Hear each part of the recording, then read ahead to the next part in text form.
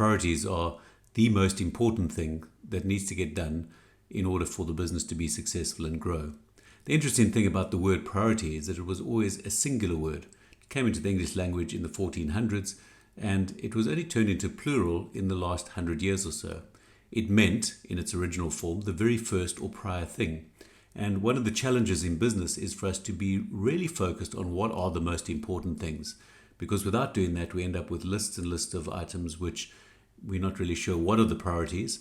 And we don't have enough focus as we run right through the organization. We try to align people around what needs to be done. So if we look at any 3-month period, well, there's always going to be a whole bunch of things that need to be done. And of course, we should aim to do them all. But there are some things which are going to be more important. And by identifying them at the beginning of the 3-month period, we're able to look at those 3 months and say, well, how are we going to achieve these 3 things? What are these most important pieces that have to get done, and when are we actually going to get them done? And you can see by mapping that out over the 3-month period, we get a sense of, oh, okay, this is realistic in that we can get it done. There's a plan for the priorities.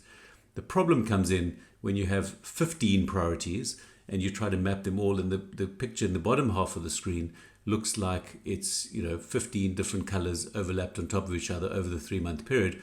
And then we know it's quite hard and it's very complicated to try and get that to happen. So there is a huge power that comes with focus and simplicity and being really succinct about what the priorities are. Now, of course, the other items don't go away. They're still there. You should still do them. The organizations are big and complex, and there are many people doing many different things. But if you've very clearly identified what the priorities are, you then know exactly what to do when you have to make a trade-off. The benefit of being clear about your priorities is that you get focus and direction. You're able to manage the trade-offs well. You can drive alignment right across the organization, and you can be really clear about accountability. Without the priorities, there's often confusion and clutter, there's overwhelm, unclear objectives, and it becomes very hard to say no to anything. Priorities allow you to say no. So let's think about priorities, and let's see, how do we actually describe these priorities? Well, let's start with a personal example. So if we say, my priority is that I'd like to lose weight and get fit, this sounds pretty clear. But actually, if we dig into it, we realize, well, actually, it's to lose 5 kilograms and get fit. So we can be more specific about what it is we're trying to do. And we can actually be more specific about get fit as well. We can say, instead of just saying get fit, we actually want to run 10 kilometers. And even that we can dig into, and we want to say, well, we want to do all of this in the next 60 days. And then even one step further, we could say we want to run those 10 kilometers in an hour. All right. So we've now taken what seemed fairly clear at the top, but you can see from the first point to the 5th point is a super amount of clarity. And we'll know exactly whether we've achieved this priority in the next 60 days. When the 60 days are up, we've either lost 5 kilograms, we're able to run 10 kilometers in an hour, or we haven't. We've either achieved the priority or not. We're very specific about what it is. In a business context, we might say deliver the new version of the software, but actually more specifically than just the new version of the software, it's the streak feature in the software, and it's actually the streak feature by the end of the month. So you can see, following the same format, we dig deeper and deeper, and we get very specific about what it is we're going to do and by when.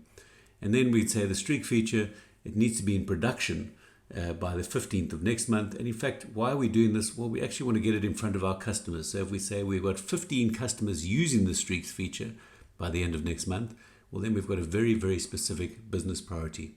Some people would say we've used a technique called SMART to define this priority. And SMART stands for specific, measurable, actionable, relevant, and time-based. And this is certainly a very good way to define priorities.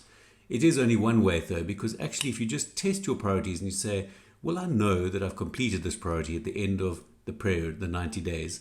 If I've written it in a way that I'll know that I'm clear that I have actually achieved it or not, that's very clear.